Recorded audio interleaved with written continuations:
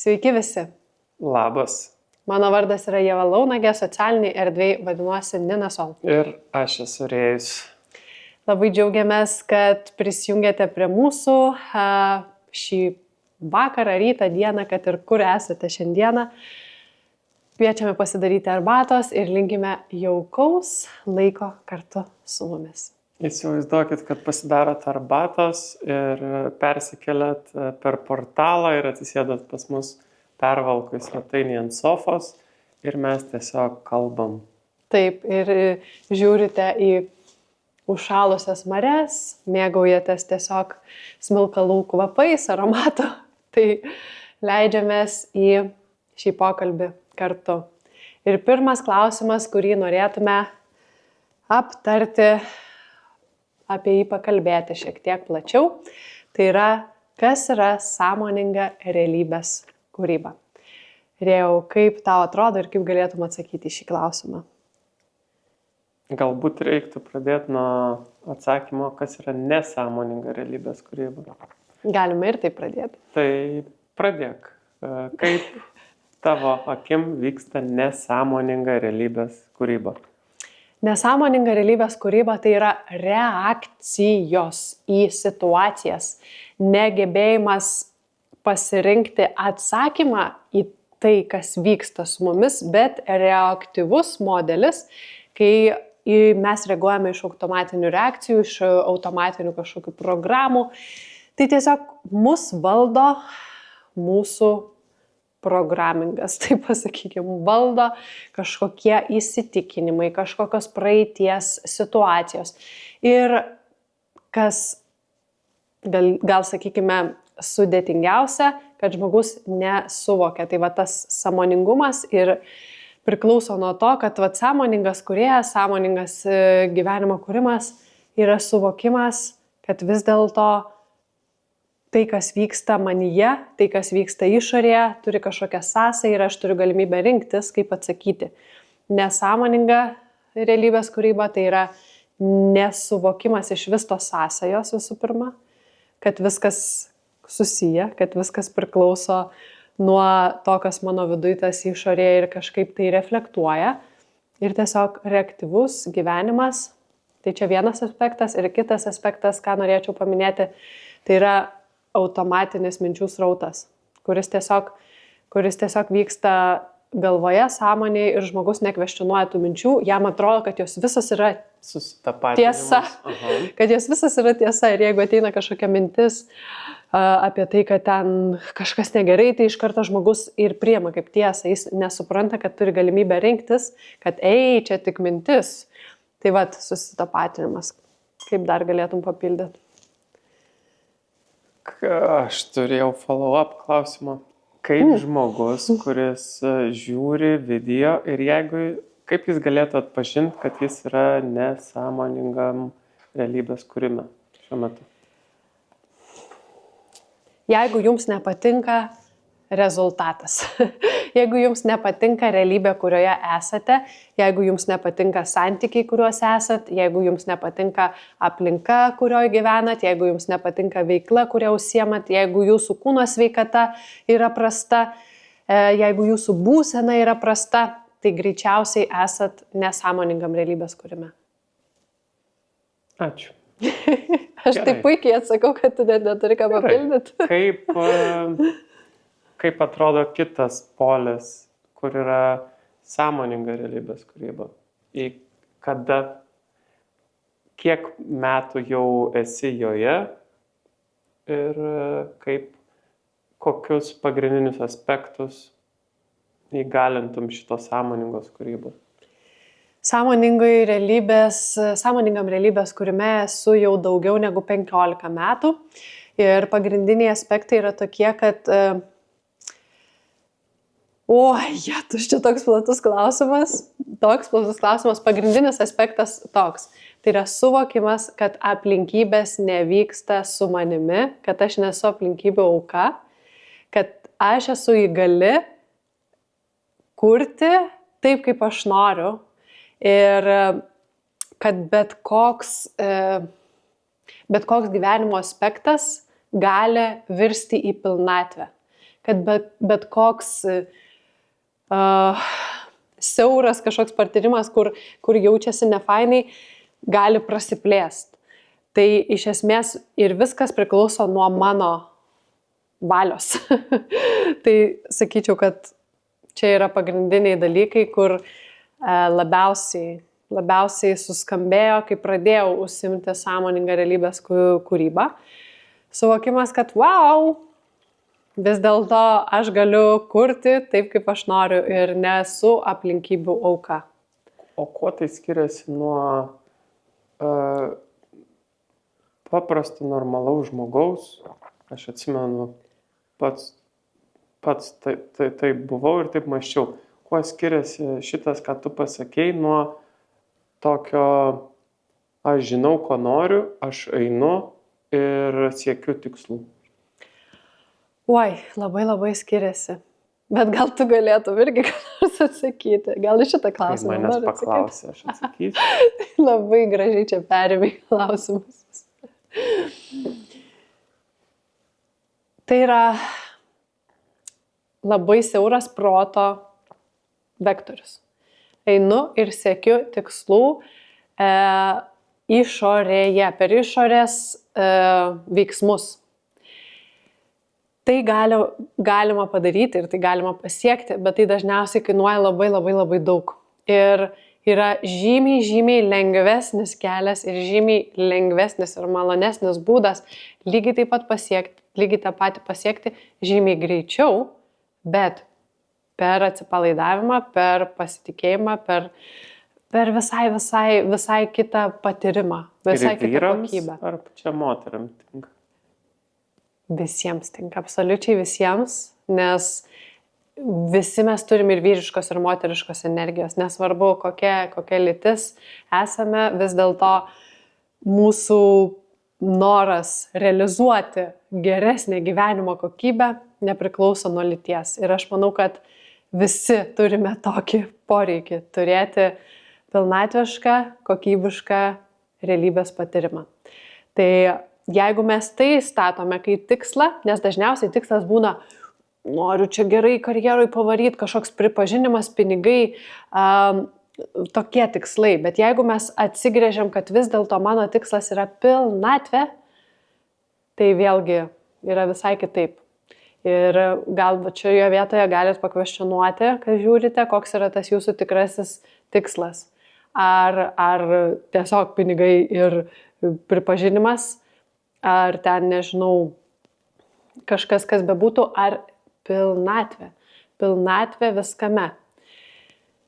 Tai dabar aš gal galiu tavęs paklausti. Prašau. Nes tu jau čia manęs priklausinėjai. Ar turi visų pirma ką papildyti, ką aš sakiau ir apie ką aš kalbėjau? Nesąmoningam realybės kūrime pagrindinė schema, kuri aktyvi, aš neturiu galios ir neturiu atsakomybės, kas vyksta mano realybėj. Pagrindinis. Sąmoningam realybės variante aš esu visiškai atsakingas dėl visko, kas įvyko mano patyrime. Tai čia pagrindiniai. Ir klausimą turbūt, kurį užduoda sąmoningas kūrėjas, tai yra ne kodėl tai su manimi įvyko, o kodėl aš savo tai sukūriau. Ką aš noriu iš to išmokti, ką aš noriu patirti ir kodėl aš tai savo sukūriau. Tai priartėkime gal prie kito klausimo, kuris iš tikrųjų yra visai kitoj vietoj, bet manau, kad dabar būtent jį reiktų užduoti ir kodėl sąmoningam kūrime svarbus suvokimas, kad aš esu siela. Ne vien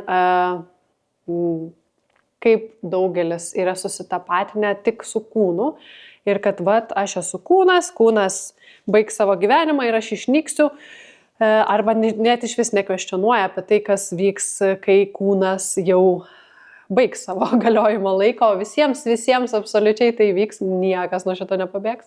Na, nebent transcenduosit savo sąmonę šitam gyvenime, tai irgi įmanoma, bet vis dėlto kūnas yra laikinas ir kodėl svarbu suvokimas tos sielos kad aš esu siela, ne aš turiu sielą. Aš esu siela iš tikrųjų ir patiriu save žmogiškam kūne. Ir čia gal aš užbėgsiu šiek tiek už akių prieš atsakant, tu man papildysi, jeigu ką, nes mes pradėjom kalbėti apie tai, kad svarbu kvestionuoti, kodėl aš savo tai sukūriau. Ir tai jau yra sielos klausimas, nes siela, jinai keliauja per daug patyrimų, per daug įsikūnijimų ir sielos tikslas yra augti, tobulėti ir dėl to tam tikri patyrimai, kurie mums atrodo labai sunkus, labai daug iššūkių keliantis, labai daug skausmo keliantis, praradimai, netektis, dar kažkas, kur atrodo tiesiog turėtų mūsų žlugdyti. Šitoj vietoj, kai mes suvokiam, kad mes esam siela, mes tada prisimenam, kad siela turi savo planą, kaip augti ir mokintis. Ir kartais siela nori, kad sugebėtume prisiminti amžinybę. Sugebėtume prisiminti, kad už visų patirčių, už visų iššūkių, už visų sunkių gyvenimiškų situacijų vis dėlto aš esu siela, kuri yra visiška meilė, visiška gausa, visiškas saugumas, lygiai taip pat kita siela ir kitas žmogus, jeigu ten įvyko kažkoks praradimas ar dar kažką, tai yra irgi siela, niekur nedingo. Tai mes, kai pradedam suvokti tą sielo aspektą, visiškai kitaip iš vis suvokiam gyvenimą. Mes suvokiam, kad tai nėra vien tik tai kažkoks materialus žaidimas, kur aš čia koks būsiu sėkmingas kaip žmogus. Iš tikrųjų, ta sėkmė kaip žmogaus yra labai labai menkas dalykas, bet sėkmė kaip sielos suvokime, kaip aš kaip siela sugebu naviguoti šioje realybėje ir augti ir plėstis, yra visai kas kita. Ką norėtum papildyti čia?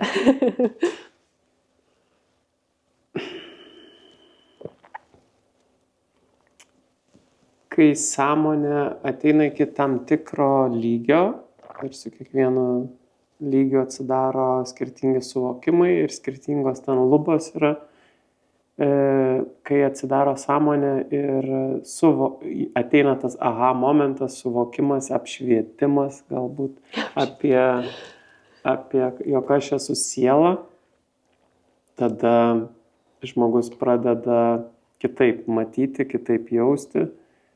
Ir jeigu yra pakankamai drąsus, patyrinėti ir smalsus, jis gali leistis į sielos vedamą kelionę. Toj kelioniai turi galimybę susilygiuoti su būtent tom patirtim, kurios yra reikalingos sielai, su būtent tai žmonėm, kurie turi būti pasiekti ir būtent tais sielos kontraktais, kurie turi būti atlikti šioj kelioniai. Tai va tiek, galbūt. O aš galvoju, kiek tu čia plati. išsiplėsi, nes mes šitoje vietoje tikrai nesiplėsime per daug, bet tiesiog tas vien suvokimas jau pradeda visai kitaip formuoti mūsų požiūrį į daugelį dalykų. Ir tai padeda išsilaisvinti iš kančios. Tai labai tiesiog kviečiam jūs šitą priminimą savo duoti, net jeigu kol kas jums atrodo tai visiškai aš tai nesuprantu iš viskas tą sielą, nesvarbu, tiesiog leisti savo, aš esu siela, leisti savo duoti priminimą, nes po truputį įvyks tas atsiminimas. O jeigu bus tokia reakcija, kaip Ieva parodė, tai galit jau atpažinti, kaip veikia ego. Ego tai nėra nieko blogo, tai yra tiesiog identitetas. Tai yra kas aš esu, tai yra proto konstruktas ir protas labai mėgsta būti toj siauroj dėžutėj, būti taip, kur viskas labai aišku. Dėl to šitas pažinimas to, kas neapčiuopiama, dažnai gąsdina. Ir čia mes priartėjom labai, labai organiškai prie kito klausimo, kodėl daugeliui žmonių yra taip sudėtinga atsiverti suvokimui, kad yra aukštesnė sąmonė, kad yra visata, kad yra šaltinio energija, ta pati siela, kad daugeliu tai skamba kaip kažkoks mistika absoliučiai ir net daugelis nenori girdėti, uždaro duris. Ir jeigu jūs vis dar klausote šį video, tai džiaukitės, kad jūs nesat vieni iš tų, kurie bėga, jūs esat jau pakankamai sąmoningai įsileisti tą informaciją, tai reiškia, jūsų siela jau yra, pabudime ir jį jau pripažįsta, kad yra kažkas plačiau ir neapčiuopiama. Tai vis dėlto, kodėl daugeliu tai yra taip tokia gąsdinanti tema ir net tikrai matau, kaip žmonės vengia ir bėga ir jie net nenori nieko girdėti apie šitus dalykus, nes kaip crazy, jiems kitas žmogus, kuris kalba apie tai, atrodo kaip kažkoks išprotėjęs, kaip aš pastebėjau daugeliu atveju. Labai subtilus klausimas. Ir gal paviršutiniškai atrodo jis paprastas, bet giliau panagrinėjus labai daug lėjerių yra. Pirmas lėjeris, tai siela, ne visos sielos pasirinko pabust. Siela pasirinko, jeigu ji savo plane susidėliojus tam tikrus planus ir pabudimas nėra vienas iš plano, galbūt ten karmos, galbūt svorio sielai prijungimas ir davimas per kančią, per baimės, per visus žmogiškus patyrimus, sielai gauna svorio ir taip evoliucionuoja. Tai tie žmonės savo realybėj net negali pamatyti ar susijungti su tom aktyvacijom, su tom žinutėm, nes tai būtų nenaudinga ir tai būtų prieš jos sielos planą.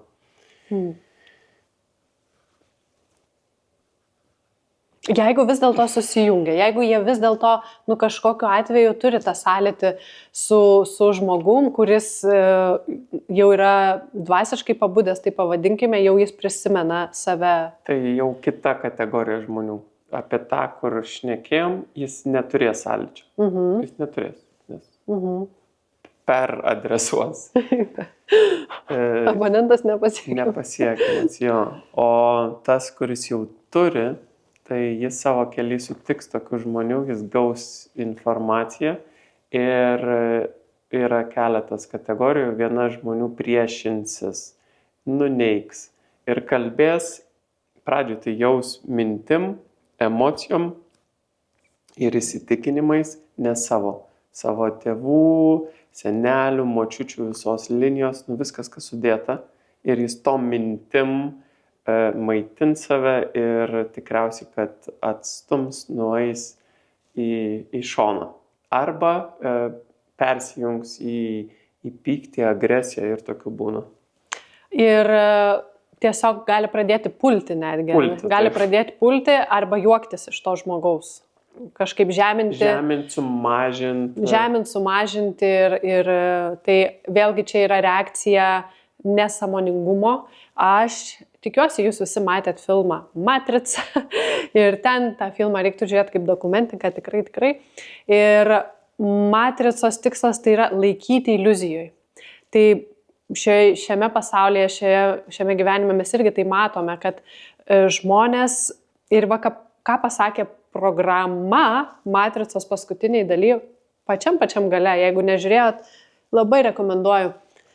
Pasakė programa, kai Neo su Trinity atėjo ir programai Matricos sako, let's see what the free mind can do, tai pažiūrėkime, ką laisvas protas gali padaryti. Programa atsakė, žmonės nenori būti laisvi.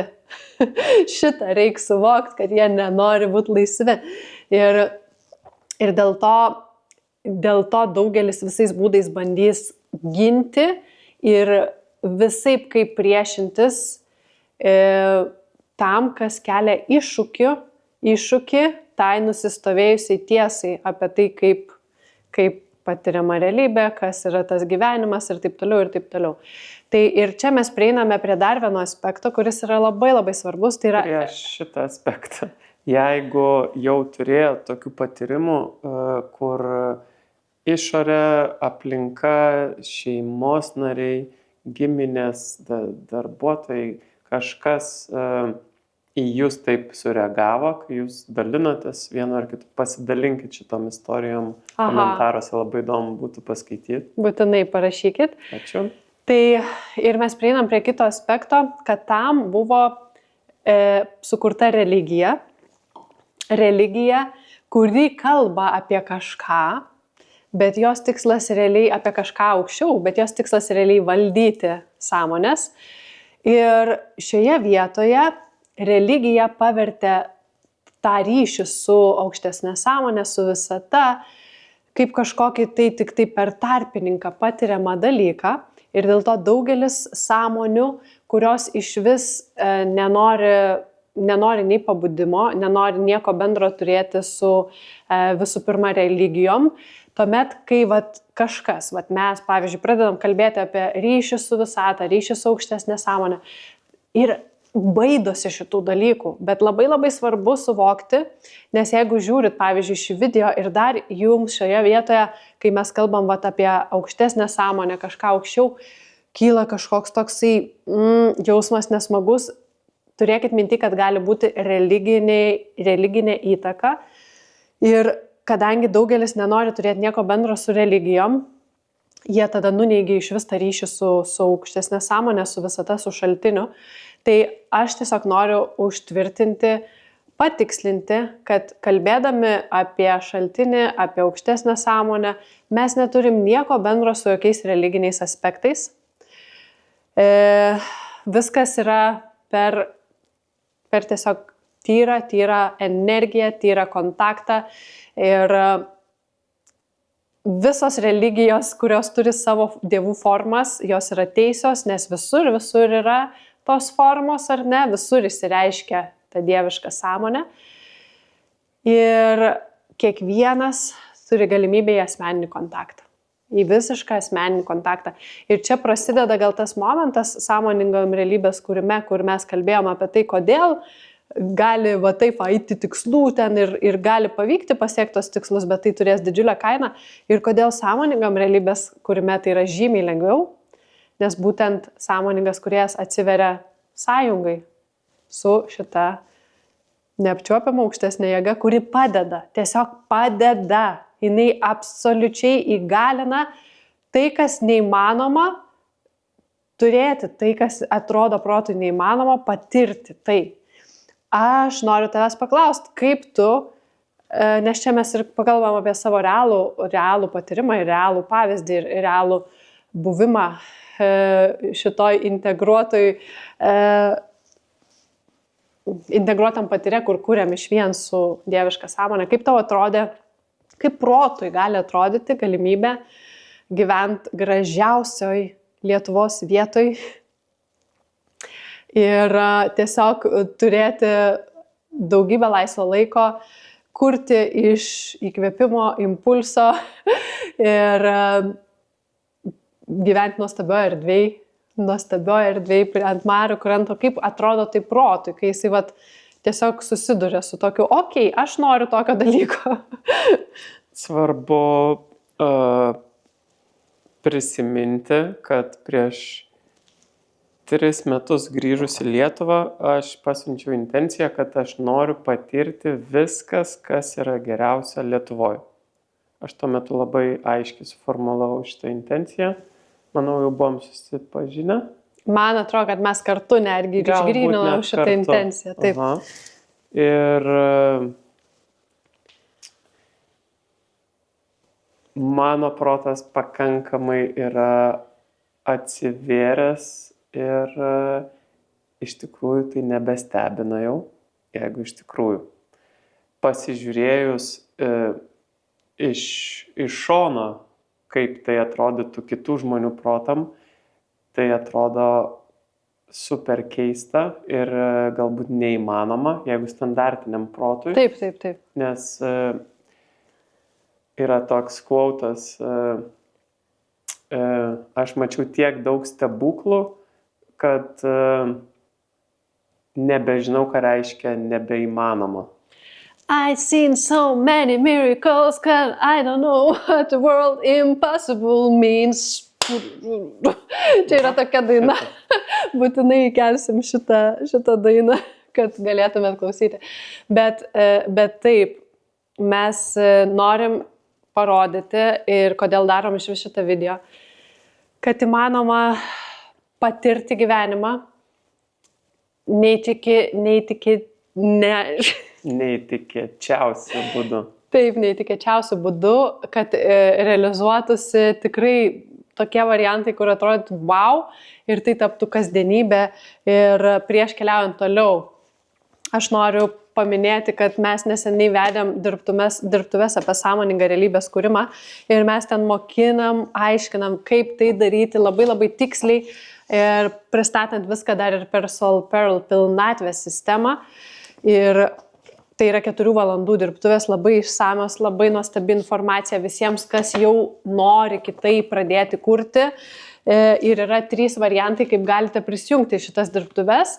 Tai vienas variantas yra vienkartinis įsigijimas tik dirbtuvių, įrašas kainuoja 299 € ir jūs turit neribotą prieigą prie šito įrašo, plus gaunat galimybę dalyvauti vasario 17 dieną antrame susitikime. Tai jeigu dar yra prieš vasario 17 žiūrit šį video, tai turit galimybę dar gyvam susitikime dalyvauti, kur bus antra dalis dirbtuvių. Antras variantas, kaip galit prisijungti, tiesiog prisijungti Soul Pearl prenumeratą, kuri kainuoja 44 € per mėnesį plus 6 € platformos mokestis.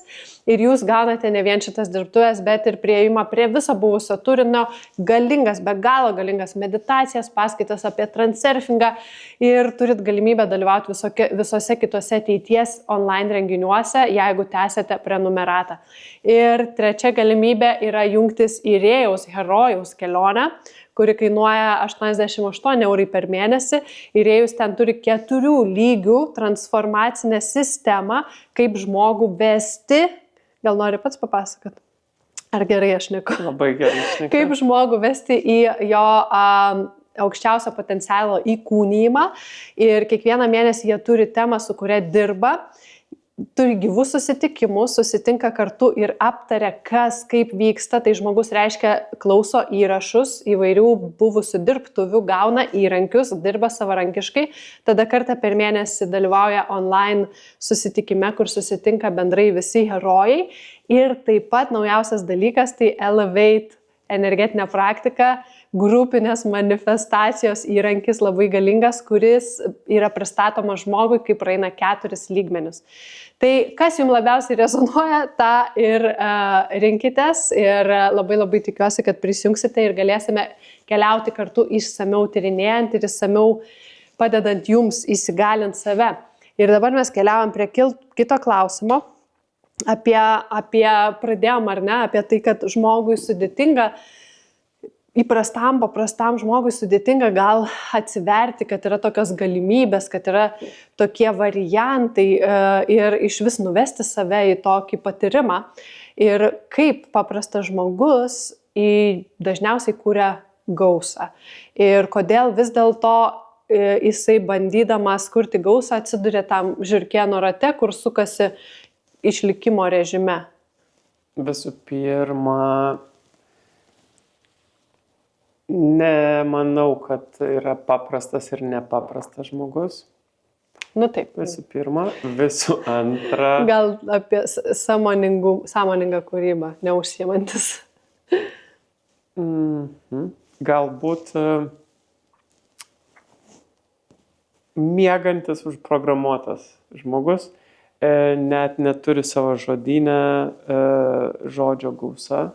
Čia reikėtų paminėti, kaip jis kuria gausą. Inerciškai, bet ne gausą, jis atlieka veiksmus, kad patenkint poreikius. Ir jeigu tie poreikiai sutampa su vertės kūrimu, gali žmogui labai gerai sektis generuoti resursus. Bet tai nereiškia, kad bus koreliacija su pilnatvė, užsipildymu, su meilės, gerumo jausmu ar ramybė. Nes dažniausiai šitie žmonės sumoka didelę kainą gaudami ar tai pinigų energiją, ar tai galią, pripažinimą. Visada yra kaina.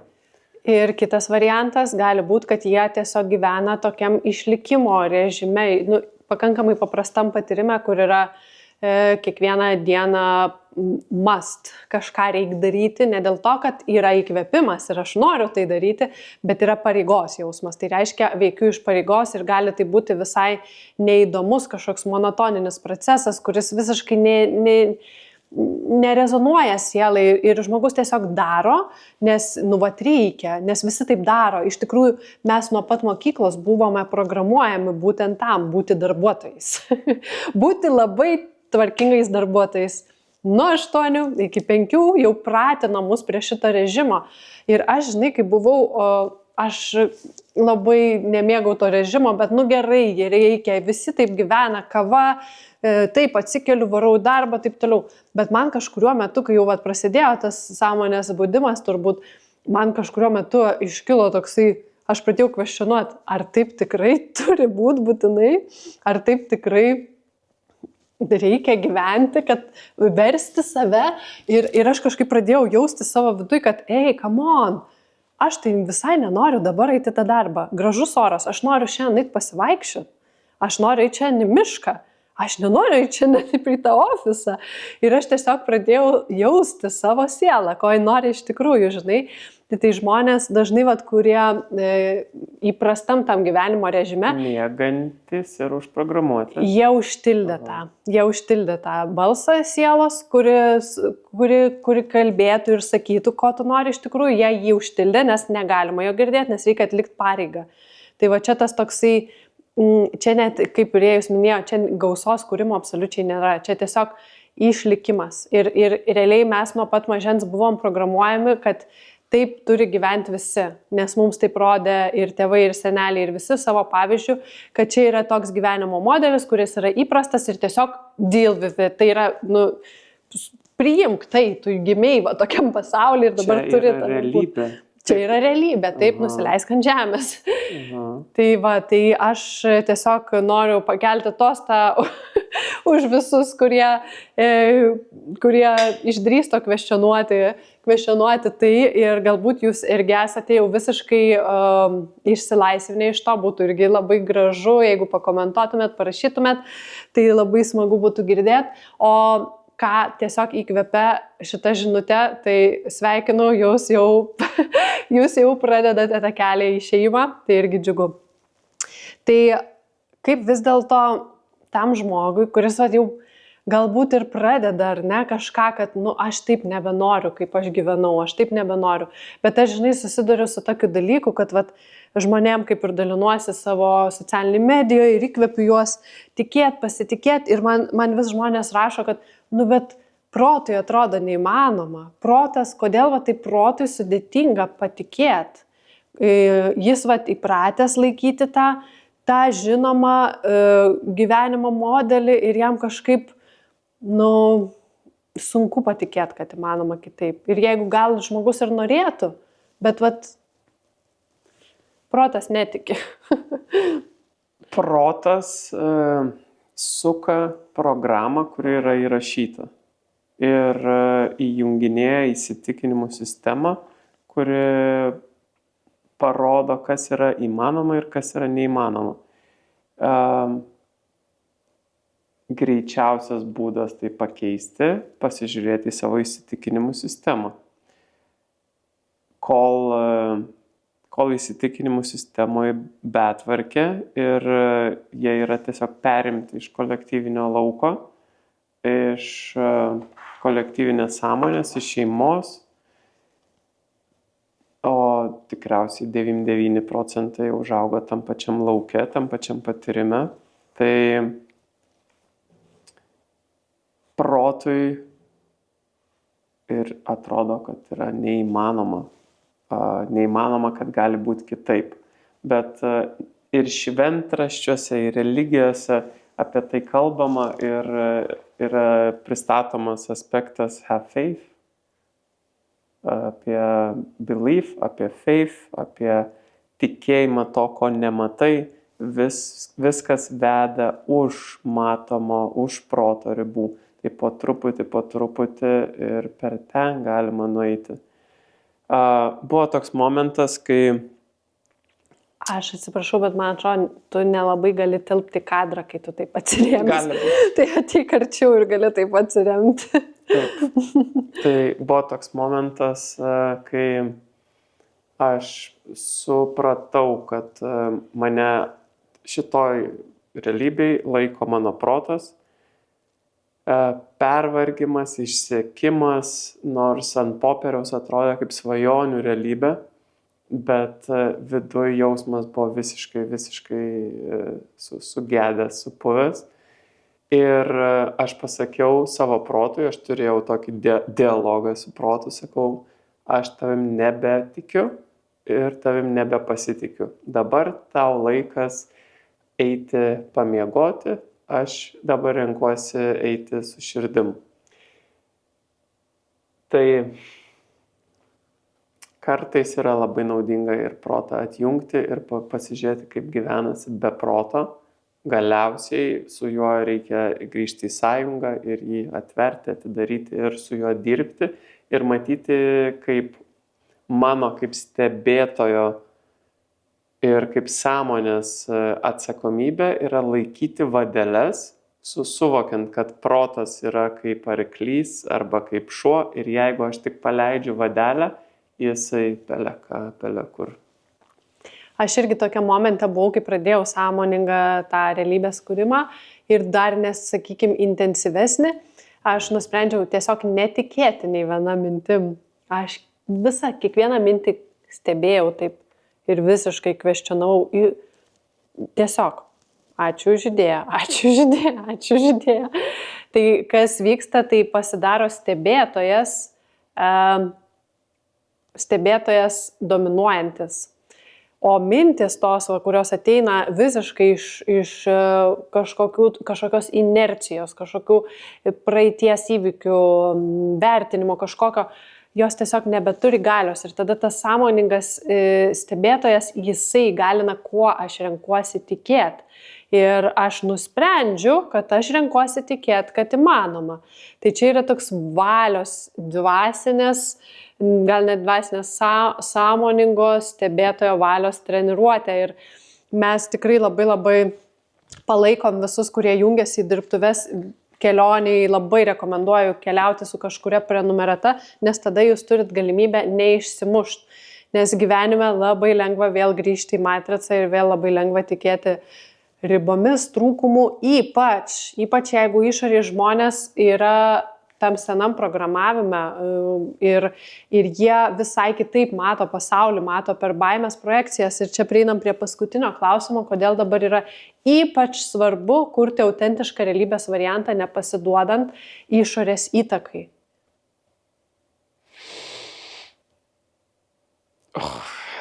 Nes tylus atsakymas, nes tik dabar turim. Ir kito kelio nėra. Jeigu jūs jau jaučiat tą gimimą kažko autentiško viduj, turėkit minty, kad matrica visais būdais bandys jūs sustabdyti. Tai ir matrica veikia, matricos agentai veikia visur. Ir per jūsų mamą, ir per tetę, ir per vyrą, ir per žmoną, ir per visur ten gali pasijungti. Tai jums ten taip gali pareiti iš jų, ką čia per nesąmonės, ką tu čia baig čia, nesvaik. Viskas gali, kas blogiausia, pareiti, nes jūs jau keliat grėsmę tvarkai senai. Tai čia šitoj vietoje yra labai svarbu turėti palaikymą, labai svarbu turėti sąmoningą bendruomenę, labai svarbu atsiremti į tos žmonės, kurie jau išėjo iš to ir drąsiai sėdi prieš jūs ir šneka drąsiai ir žino, kad gal šitas video pasieks masę ir visiškai nesvarbu, nes jau yra tas autentiškas stuburas labai stiprus. Tai kiek įmanoma turėti kontaktą, sąlytį su naujos realybės įkūnytojais arba tie, kurie yra pakeliui įkūnyti tą savo naują realybę. Kelio atgal nėra, nes ten tiesiog tas pats, ten sukasi tas pats per tą patį ir jūsų siela vis dėlto, jeigu jau klauso, jinai atėjo pabusti, jinai atėjo išsilaisvinti. Tai dėl to labai svarbu išsilaisvinti iš išorės įtakos, kad baimės scenarijų paremtų artimųjų kažkokie pasakymai, ką tu čia dabar kaip tu čia dabar gyvensi, kad neveiktų jūsų. Tiesiog išsilaisvinti iš to ir žinot, kuo aš tikiu ir žinot, kad aš turiu tą ryšį, į kurį galiu atsiremti irgi tiesioginį ryšį su aukštesnė sąmonė. Ir mentaliai vis daugiau žmonių suvokia, bet ką matau, kad integracijos pas žmonės nėra. Jie turi daugybę access prie informacijos. Tiek lietuviškai, tiek angliškai, visom kalbom pilna. Informacija nebėra šitam amžiuje paslėpta. Labai svarbu, ką mes integruojame. Ir mano pačio buvo šokinėjimas tarp laiko linijų, tarp senos, naujos versijos 3-4 metus. Šitas procesas perprogramavimo savęs, jis užtrunka. Jis yra gilus, rimtas procesas, vienas rimčiausių, kurį turėsit savo patyrime. Sielos perspektyvoje tai yra esminis procesas. Taip, ir dėl šito proceso aš statyčiau pinigų, jeigu reiktų lažintis, kad dėl šito proceso jūs dabar šiuo metu esat žemėje. Tai labai rekomenduoju pradžiui pasižiūrėti dirbtuves.